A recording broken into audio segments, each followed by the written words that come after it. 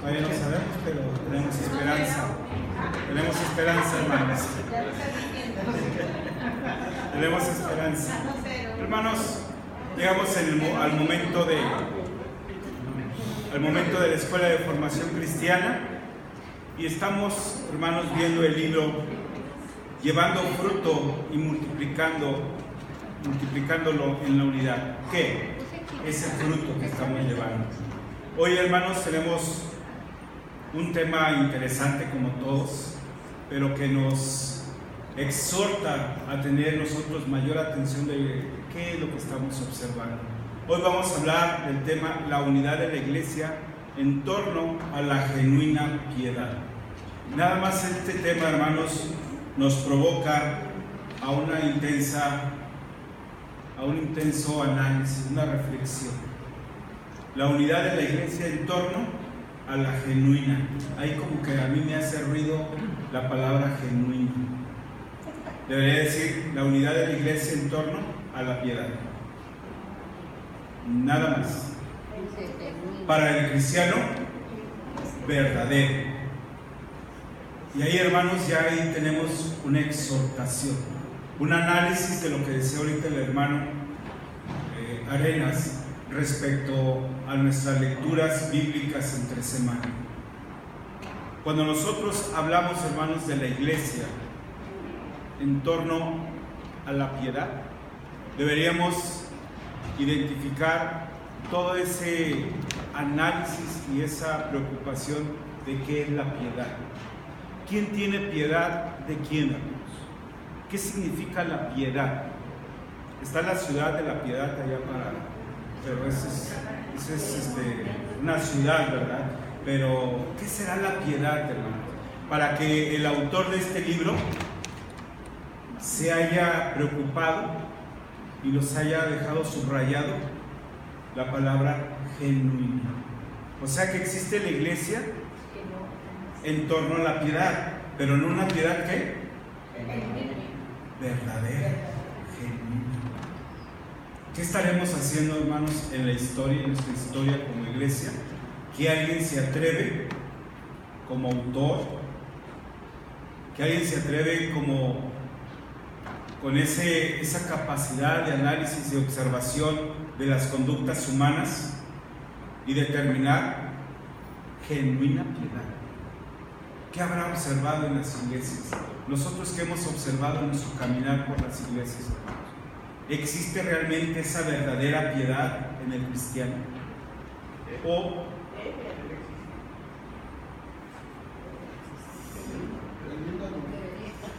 debería? Qué tremendo, ¿no? Hermano, cuando se ama a Dios, cuando se está identificado con Él, sí hay esa unidad. Amén, hermano. Porque entonces la persona trata de ser genuino en lo que hace. Así es. Como siempre, nuestra hermana Marta Rojas se adelanta. Hoy nos dice y nos dice bien. Lo voy a repetir, hermanos, por lo que aquellos que no escucharon. Dice que existe la piedad en aquel que realmente ha aceptado a Cristo en su corazón, que es un cristiano verdadero. Y hermanos, cuando Dios habló a Pablo no fingió haber escuchado a Dios, haber escuchado a Jesucristo. Pablo tuvo una conversión verdadera. Y esa verdad y ese encuentro con Cristo le permitió a él tener una genuina piedad. Vamos a orar, hermanos, y empezamos con esto. Bendito Padre Celestial, gracias, Señor, te damos, porque nos permite, Señor, estar en tu casa de oración. Gracias, Padre Santo, porque despiertas en nosotros el interés y la curiosidad de saber, Señor, cuál es el proyecto de vida que tienes para tu iglesia. Específicamente, Señor, la curiosidad de qué es lo que quieres de cada uno de nosotros. Permite, Padre Santo, que esta tarde y el resto de nuestros días podamos entender el propósito que tiene tu Santo Espíritu el propósito que tienes planeado para cada uno de nosotros, Padre Santo, y poder descubrir esa verdad que hoy tú nos estás exhortando a entender.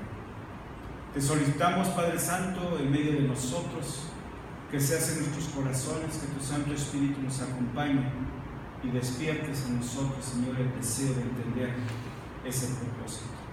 Ven, Señor, quédate con nosotros. En Cristo Jesús te lo pedimos.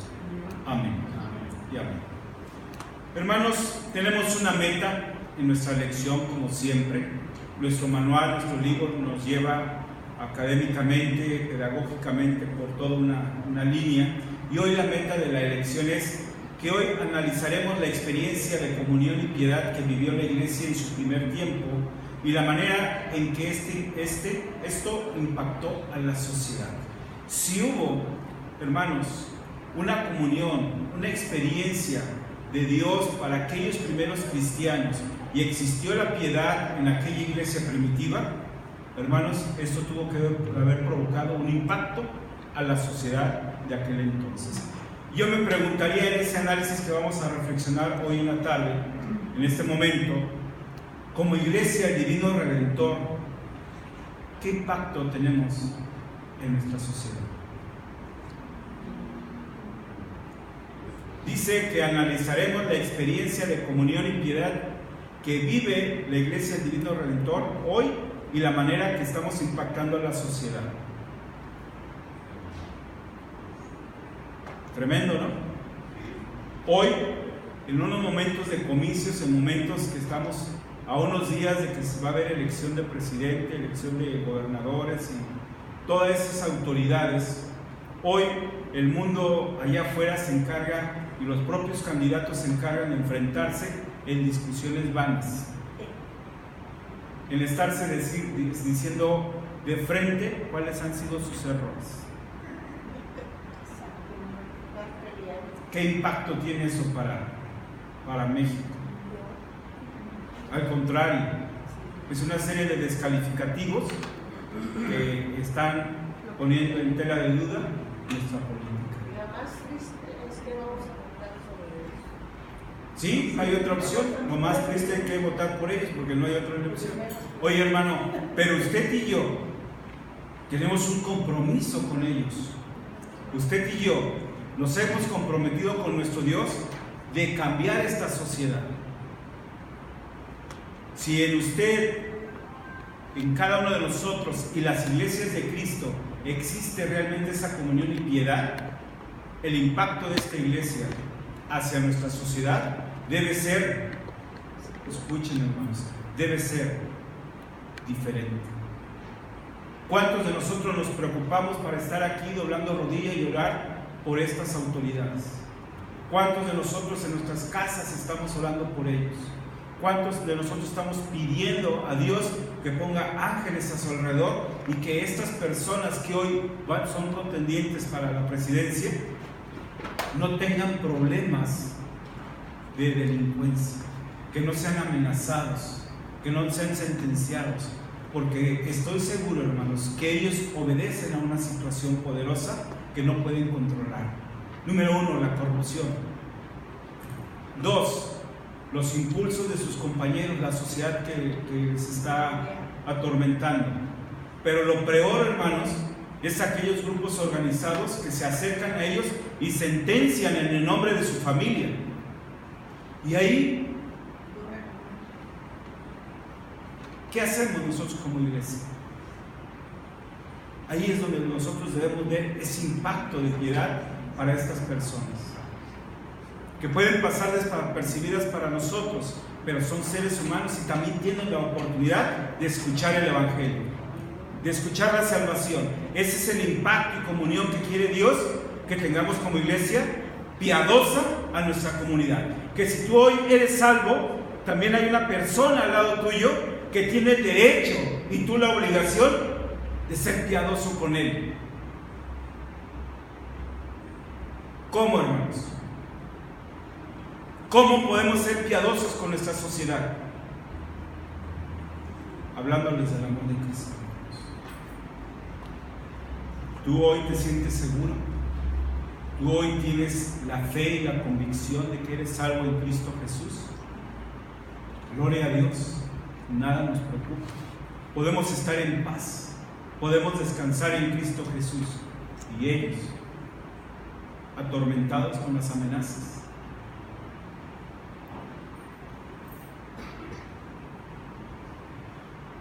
Valoraremos, hermanos, en esta meta la forma en que la iglesia expresa hoy la genuina piedad. ¿Cómo es que como iglesia nos expresamos en piedad?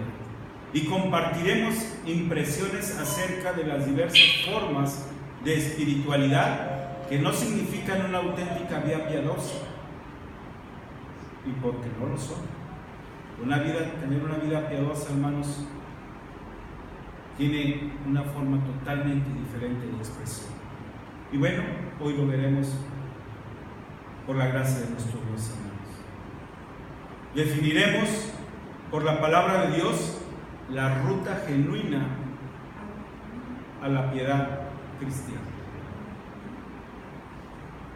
¿Cuál es esa ruta a la genuina piedad cristiana?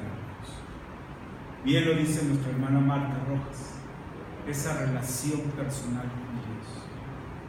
Y yo creo, hermanos, que cada uno de nosotros en nuestra historia, en nuestro caminar, hemos, por un momento, al menos un momento, hemos tenido ese encuentro con Dios. Debemos, hermanos, fortalecer ese encuentro con Dios día con día. Debe estar en nosotros ese amor que nos hizo hoy estar aquí, pero tenemos que hacerlo día con día. Hermanos, esta es la meta de la bendición. Primero Dios, la vamos a alcanzar. Vamos a hacer una lectura, hermanos, en 1 Timoteo 1, los versículos 3 al 7 y los versículos 9 al 20. Hermanos, sobre esto vamos a ver esa ruta de la piedad genuina. Sobre 1 Timoteo 1, versículos 3 al 7 y 9 al 20, es donde vamos a descubrir ese mensaje que tiene Dios para nosotros este día.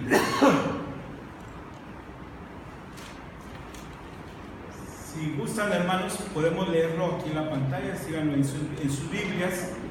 Y me voy a permitir leer esta parte de 1 Timoteo 1, 3 al 7. Como te rogué que te quedases en Éfeso cuando fui a Macedonia, para que mandases a algunos que no enseñen diferente doctrina, ni presenten atención a fábulas y genealogías interminables que acarrean disputas, más bien que edificación de Dios, que es por fe, así te encargo ahora. Disculpen, aquí tengo un error técnico. Pues el propósito de este mandamiento es el amor nacido de Cristo, nacido de corazón limpio y de buena conciencia y de fe no fingida, de las cuales cosas, desviándose algunos, se apartaron a vana palabrería, queriendo ser doctores de la ley, sin entender ni lo que hablan, ni lo que afirman. Disculpen, hermano, aquí tengo una versión diferente, se me va a empalmar todo. Pero bueno, vamos a dejarle ahí y nos vamos a ir con sus Biblias. Discúlpenme. Hermanos, hay un mensaje de Pablo, ¿a quién? A Timoteo. Este versículo 3, hermanos, hay una exhortación, hay una invitación de Pablo a Timoteo. Dice, como te rogué que te quedases en Éfeso cuando fui a Macedonia, para que mandases a algunos que no enseñen diferente doctrina. Denota una instrucción importante para Timoteo. Dice, quédate. Quédate mientras que yo voy a otra encomienda. Pero quédate con una tarea, un propósito, una razón de ser. Quédate para que mandes a algunos que no enseñen diferente doctrina. ¿Qué estaba pasando, hermanos, en la iglesia de Éfeso? Hermanos en Cristo y dentro de la iglesia estaban enseñando ¿qué? Diferente doctrina de la que Pablo había enseñado. Y también le recomendaban que no presten atención a fábulas y genealogías interminables. Que no presten atención a fábulas y genealogías interminables. ¿Por qué? Porque estas acarrean disputas y no edifican. ¿Sí? Denota una instrucción importante para Timoteo: quédate. La tarea era callar a algunos hombres de la congregación, no todos. Había gente dentro de la congregación que estaba enseñando estas cosas, que estaban enseñando diferente doctrina. Esto es distinto a lo que Pablo enseñaba. Les voy a invitar, hermanos, a que vean 1 Timoteo capítulo 6, versículos 3 al 5. Si alguien lo encuentra primero, hermanos, lo tomamos. Si alguno enseña otra cosa y no se conforma a las santas palabras de nuestro Señor Jesucristo y a la doctrina que es conforme a la piedad, está envanecido, nada sabe, y delira acerca de cuestiones y contiendas de palabras, de las cuales nacen envidias, pleitos, blasfemias, malas sospechas, disputas necias de hombres corruptos de entendimiento y privados de la verdad, que toman la piedad como fuente de ganancia, aparte de los tales. Pero gran ganancia es la piedad acompañada de contentamiento. Muy bien. 1 Timoteo capítulo 6, versículos 3 al 5. ¿Sí? ¿Sí estamos? Muy bien. Abdel, por favor, el versículo 3. Versículo 3. Si alguno enseña otra cosa y no se conforma a las santas palabras de nuestro Señor Jesucristo, a las sanas palabras, perdón. Hasta ahí. Versículo 3. Si alguno enseña, pero no sé qué, no se conforma a la sana palabra de Cristo. Hermanos, debemos hoy tener mucha atención y preocuparnos por qué es lo que estamos enseñando. A veces, hermanos, sin intención, hay quienes quizás con intención, porque aquí lo estamos viendo, ¿sí?, no acepta la sana palabra de Cristo. No es conforme a la vida, ¿sí?, sino que se va por sendas diferentes que se van alejando de lo que es la instrucción de Cristo. Y bueno, hermanos, eso nos hace ver diferentes. No ese es el mensaje ni el propósito que estaba enseñando Pablo. Pablo estaba enseñando, hermanos, por favor, 1 Timoteo capítulo 1, versículo 11. Según el glorioso evangelio del Dios bendito que a mí me ha sido encomendado. Según el glorioso evangelio de Dios bendito que se le había enseñado. ¿Quién enseñó a Pablo este evangelio?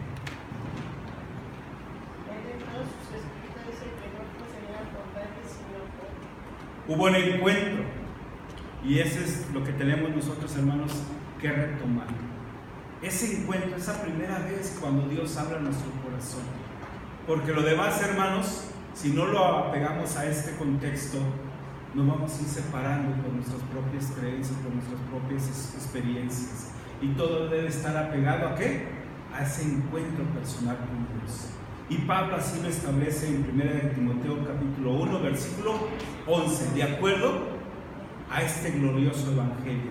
Pablo tiene un encuentro personal con Dios. Dios le interroga: ¿cuál es tu situación? ¿Por qué me persigues? Pablo entiende toda esta situación y empieza a dar un cambio total en su vida.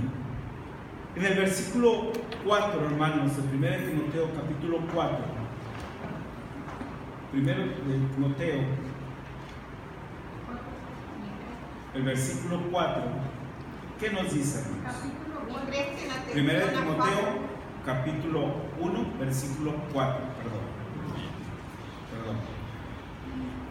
Primera de Timoteo.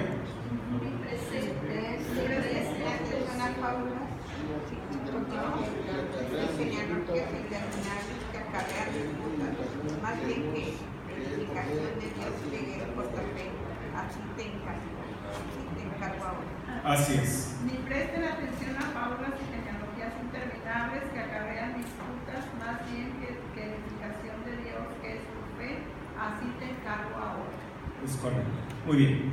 Hermano, hermana, realmente estas genealogías, estas fábulas, no se sabe, hermano, realmente a qué se refiere.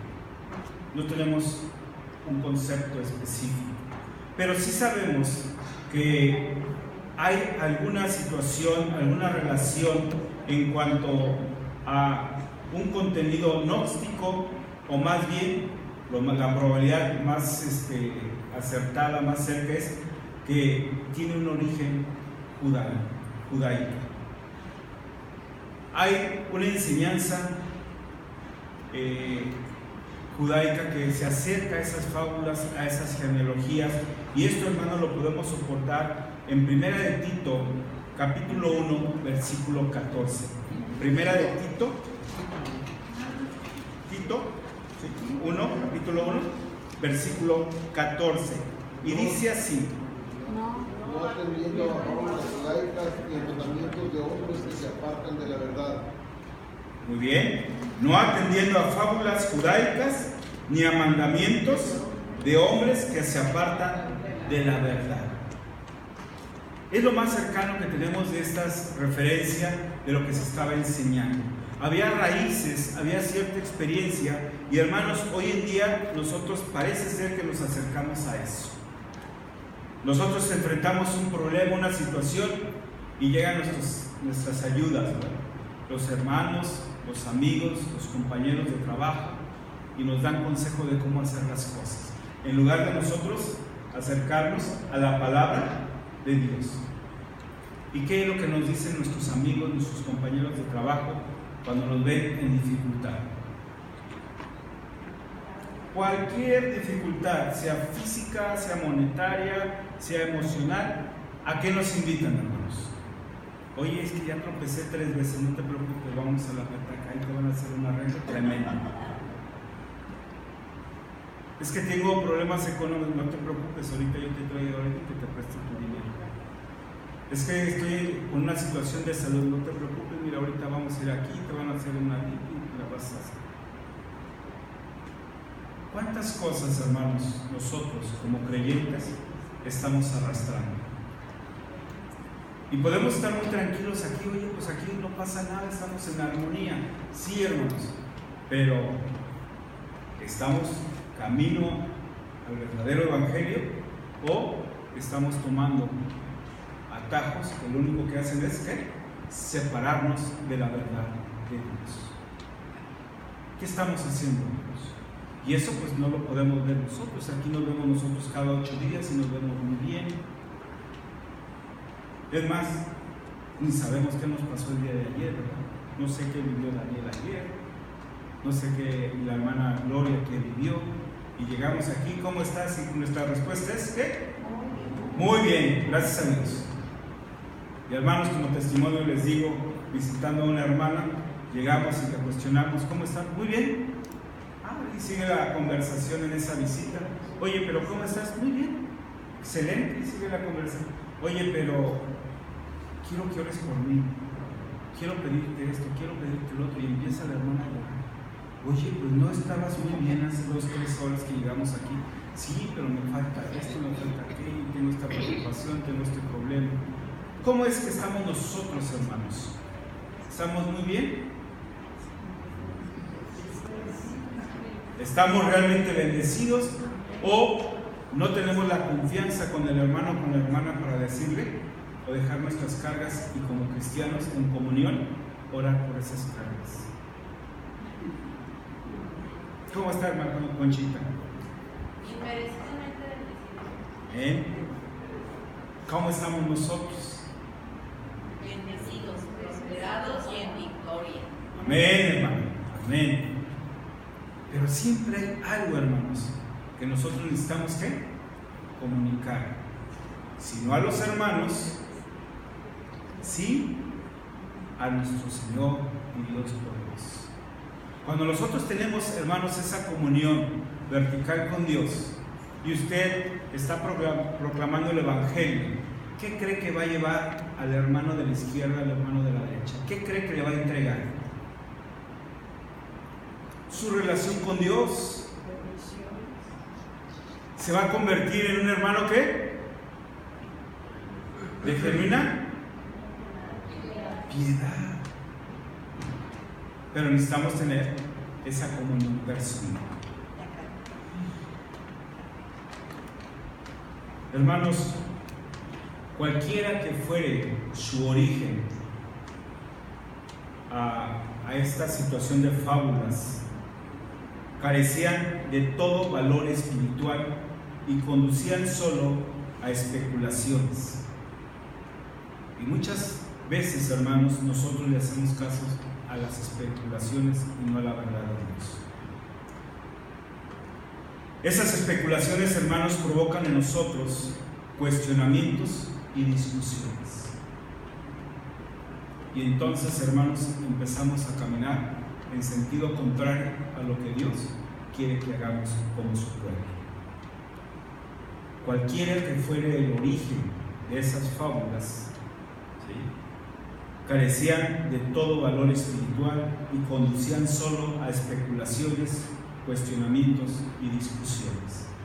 Debían evitarse tales especulaciones porque no avanzaba en la iglesia de Éfeso el plan de Dios.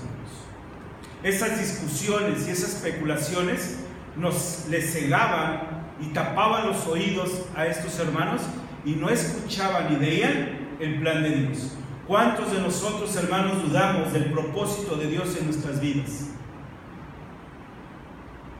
¿Alguien hoy sabe cuál es el propósito de Dios en su vida? Hoy alguien aquí en la iglesia sigue amando a Dios aunque duela amarle.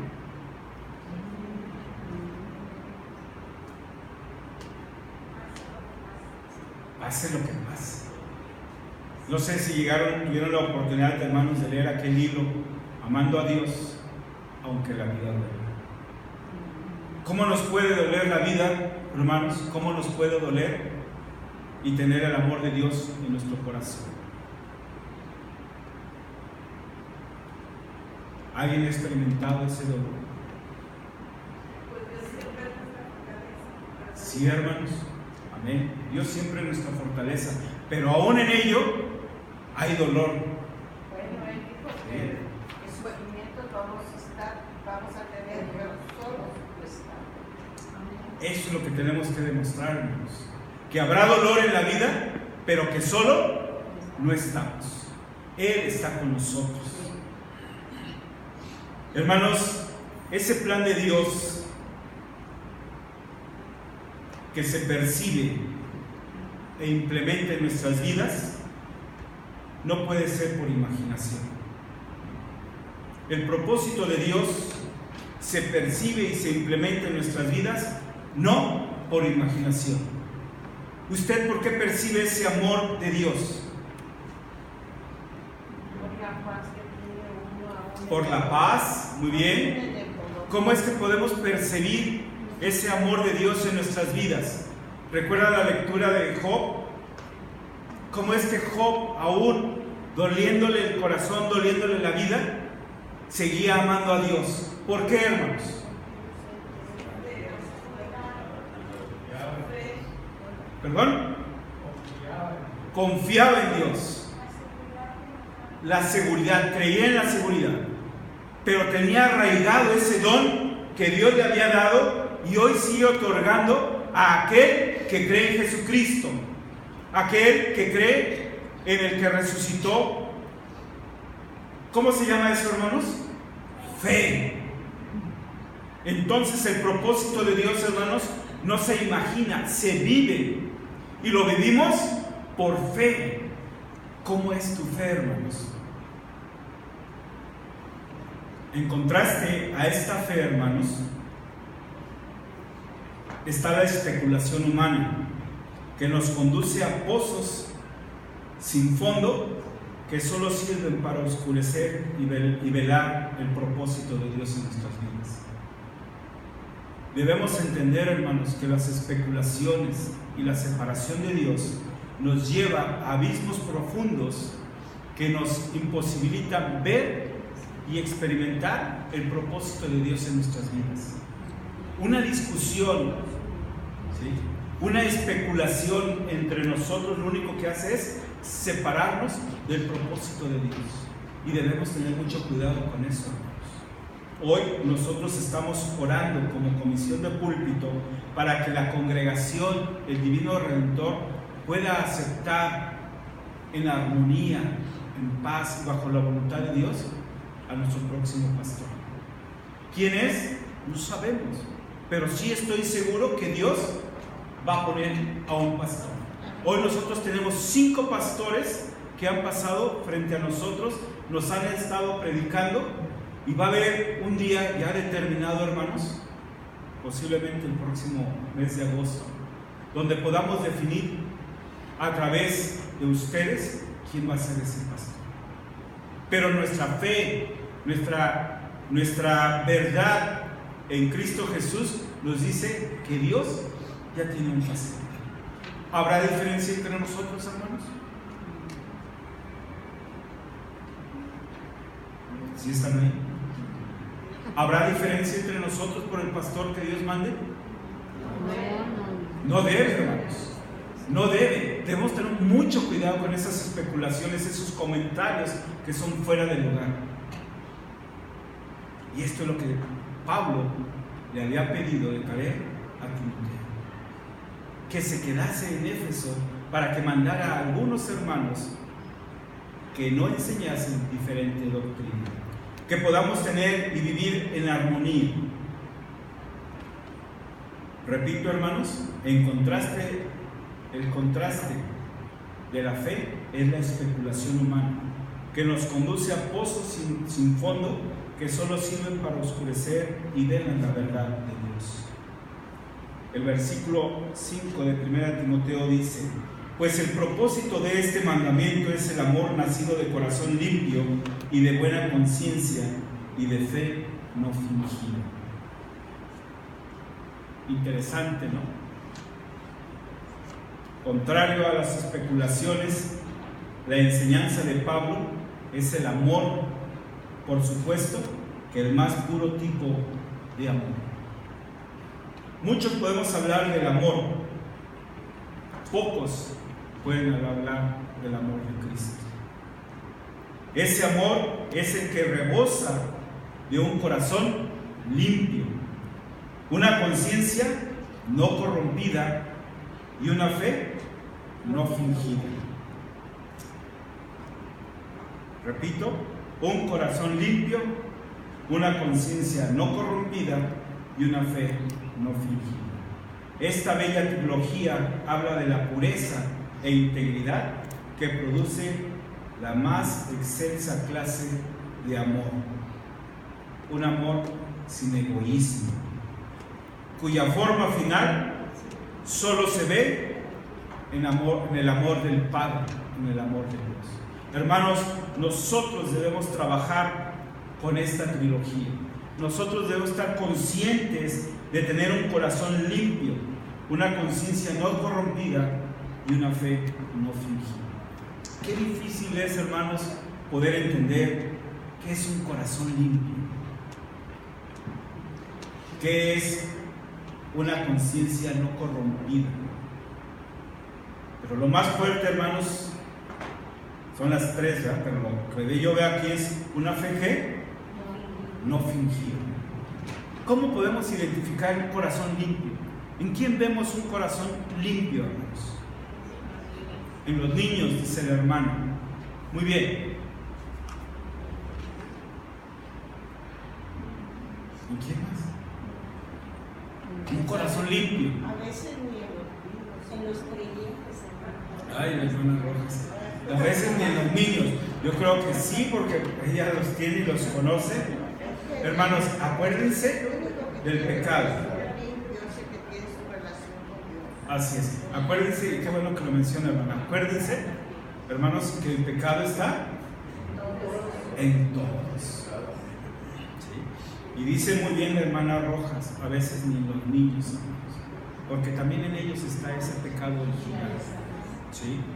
Y aquel corazón limpio, hermanos, solamente va a ser aquel que ha aceptado a Cristo en su corazón, pero que lleva un proceso, dice Pablo, no que ya haya alcanzado la limpieza de mi corazón, sino que sigo a la meta. Oiga, hermano, hermana, una conciencia no corrompida, ¿cuál será? A veces... El que tiene la verdad, pero ¿y quién es el que tiene la verdad? Es Cristo. Si Cristo Sí. está en mí, nueva criatura soy. Amén. Viejas pasadas. Si Cristo está en mí, nueva criatura soy, las cosas viejas pasaron ya. Pero hermanos, cuando hablamos de conciencia, a veces ni el refresco, después de haberlo tomado, nos deja en paz, ¿verdad? Porque hay conciencia. Oye, ya no debes tomar refresco. Oye, el pastelito, no sé quién se lo comió. Oye, disculpa, me fui yo. Esa conciencia, pero una conciencia corrompida. Está todavía tremendo. Hermanos, una fe no fingida. Auténtica, ¿Quién sincera. denota una fe no fingida? ¿O una fe qué? Verdadera. Piedad, piedad, amor. Los santos sagrados. Sí, los frutos de la fe, pero qué difícil, hermanos, vivir. Y es por eso que nosotros, hermanos, cada día, cada hora, cada minuto, cada segundo debemos tener ese encuentro con Dios. A veces ya tenemos nuestros horarios, ¿no?, de oración. Nada más despierto, abro los ojos y, es más, todavía ni abro los ojos y estoy en oración con Dios. Qué bueno, hermanos. Se está bañando y qué bueno. Estoy apenas desayunando, qué bueno. Estoy saliendo de la casa y le doy bendición a mi esposa, a mis hijos, qué bueno, hermano. Pero si te das cuenta, en cada hora, en cada minuto, debe haber ¿qué? Ese encuentro con Dios. Pero hay quienes, no, pues yo nada más los domingos y a las 10:30, porque a las 9 no llego, pero a las 10:30 yo tengo ese encuentro con Dios. Y el resto de los días, hermanos, ¿cómo vivimos, hermano? Digo, qué hermoso es siempre que si leemos la Biblia, darnos cuenta los mandatos del Señor. Él conocía que nosotros somos carne, ¿verdad? Y que estamos en constante pecado. Por eso le decía a Moisés, diles, repíteles estos mandamientos, esta ley, y que la pongan en sus frentes, en sus puños, en sus casas, y que la repitan en la mañana al levantarse, al acostarse, al comer todo el tiempo, porque somos carne que tendemos a caer. Como seres humanos, hermanos, tenemos esa tendencia pecaminosa. Por eso la insistencia de nuestro Dios. Él nos creó, Él nos formó y Él nos conoce. Y como bien dice nuestra hermana Marta, nos decía que enseñáramos la palabra a nuestros hijos, la escribiéramos en los dinteles de la puerta, las pusiéramos en las pulseras, lo que nos decía ahorita el hermano Camarena, sobre cómo llevar esa enseñanza. Por algo Dios nos lo dejó así. ¿Por qué? Porque Él nos formó y Él sabe esa situación que estamos viviendo en el pecado. Y bueno, hermanos, poco a poco vamos a ir descubriendo cómo tenemos esa necesidad de seguir creciendo. Versículo 6 dice: de las cuales cosas, desviándose algunos, se apartaron a vana palabrería. Sin lugar a dudas, Pablo creía que tal amor debería ser el objetivo de todo ministerio cristiano. Usted y yo necesitamos, hermanos, tener ese propósito de Dios, predicar el Evangelio de Dios. Pero hay algunos en la congregación que han errado el camino y se apartaron para palabrería. Su enseñanza era ociosa, inútil, vacía.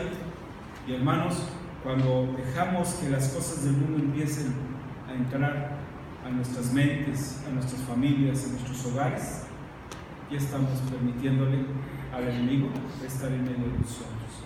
Y es por eso que nosotros, hermanos, debemos retomar el camino. Debemos estar siempre atendiendo la palabra de Dios.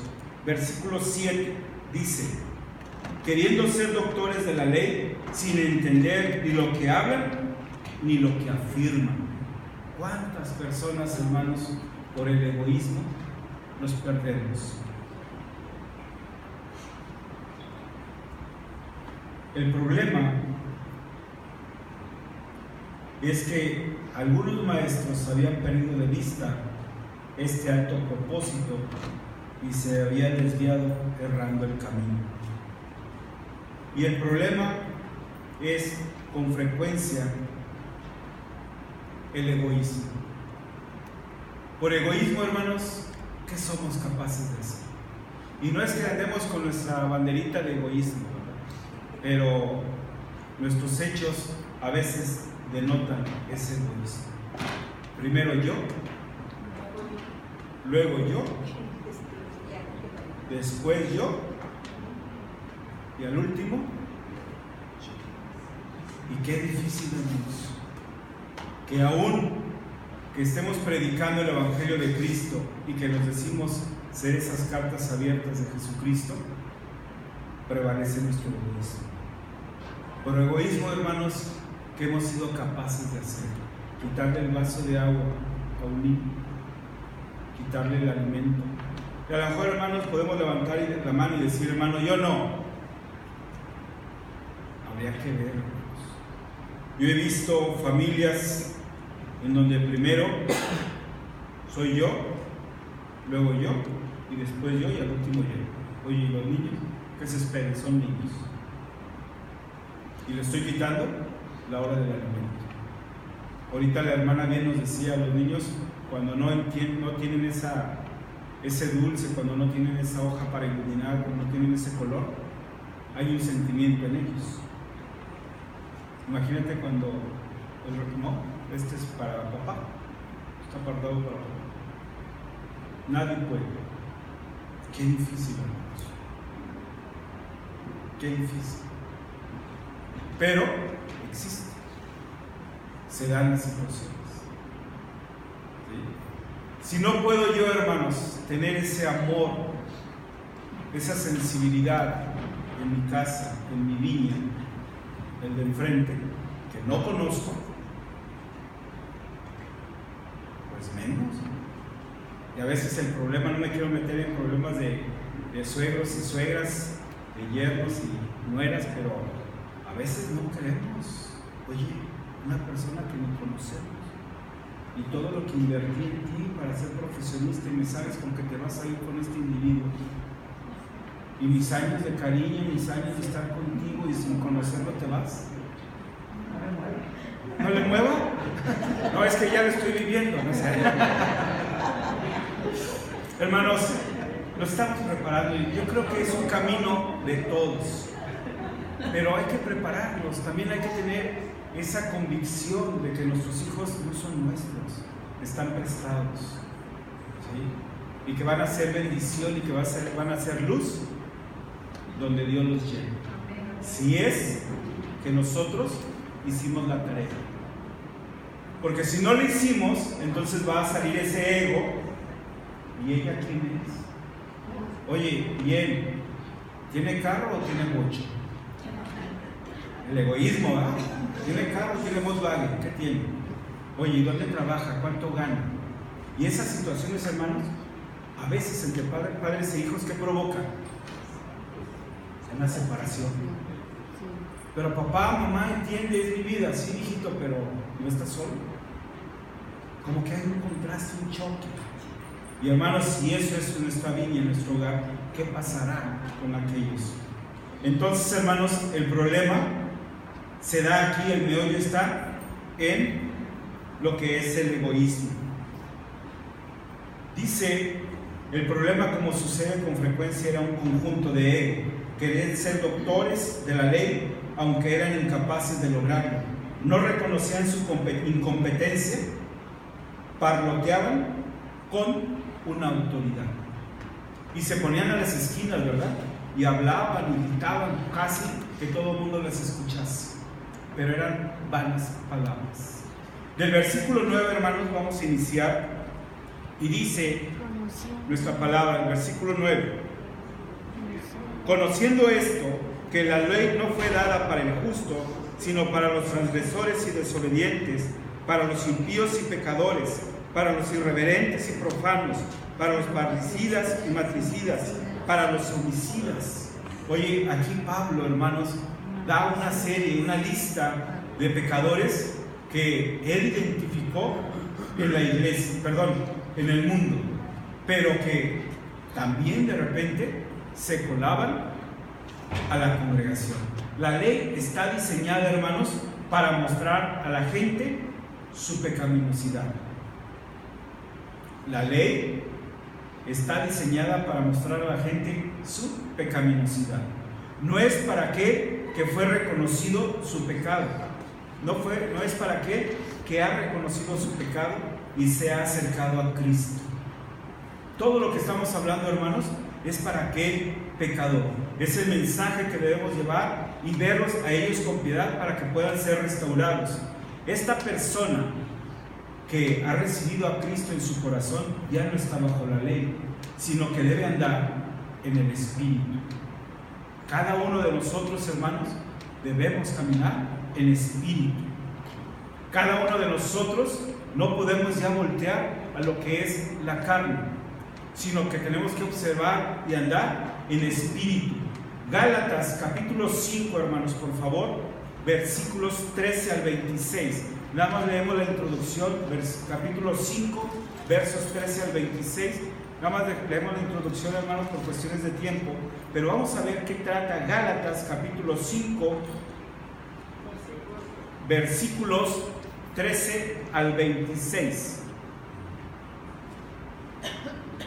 Dice: porque vosotros, hermanos, a libertad fuisteis llamados, solamente que no uséis la libertad como ocasión para la carne, sino para serviros por amor los unos a los otros. Sirviendo en amor, ¿qué? Los unos a los otros. Porque toda la ley en esta sola palabra se cumple: amarás a tu prójimo como a ti mismo. Pero si os mordéis y os coméis unos a otros, mirad que también no os consumáis unos a otros. Qué difícil, ¿no? Bueno, esa es la introducción. La tarea es que terminen la lectura al 26, ¿sí? Esto Pablo nos lo está dejando, hermanos, pero de forma tremenda, para que podamos identificar cómo es que, si no observamos qué es lo que estamos haciendo, cómo sí podemos irnos separando del amor de Dios y llegar a esta situación, entrar en conflictos. La ley, hermanos, está dirigida a quienes no tienen convicción de pecado. Pablo produce una lista impactante de ejemplos de pecadores. Los primeros 3 ejemplos, hermanos, están orientados a identificar cómo es que el hombre en su pecado puede ofender a Dios. Hay otra lista de pecadores que violan los primeros 5 mandamientos, ¿sí?, que son los parricidas y matricidas, y esa lista continúa. Pero también, hermanos, hay una lista de pecadores con una referencia que abarca toda posible conducta que se oponga a la sana doctrina. Había en la iglesia primitiva maestros que se oponían a la sana doctrina y sin duda a la misma conducta de los falsos maestros. Debemos tener mucho cuidado con eso, hermanos. Permítanme, hermanos, ver rápidamente el versículo 11 en adelante, por cuestiones de tiempo, y ver la experiencia que vivió Pablo. Y esto es donde tenemos que aterrizar nosotros, hermanos. Versículo 11 dice: según el glorioso evangelio de Dios bendito, que a mí me ha sido encomendado, dice Pablo. Versículo 11. La vara de medir de Pablo para establecer lo que es la sana doctrina, la sana enseñanza y lo que no es, está sujeto al mensaje de las grandes y buenas nuevas en Cristo que le había sido encomendado. ¿En dónde, hermanos? Primera de Tesalonicenses 2:4, por favor, si lo pueden leer. Primera de Tesalonicenses 2, versículo 4. Sino que según fuimos aprobados por Dios para que se nos conociera el Evangelio, así hablamos no como para agradar a los hombres, sino a Dios que prueba en nuestros corazones. Sino que según fuimos aprobados por Dios. Hermanos, Pablo nos está excluyendo. Usted, Pablo y yo, hermanos, dice, sino que según fuimos, ¿qué? Aprobados por Dios para que se nos confiese el Evangelio. Para que se nos confiase el Evangelio. Así hablamos, no como para agradar a los hombres, sino a Dios que prueba nuestros corazones. Hermanos, Dios hoy está probando nuestros corazones. Pablo fue probado en su corazón.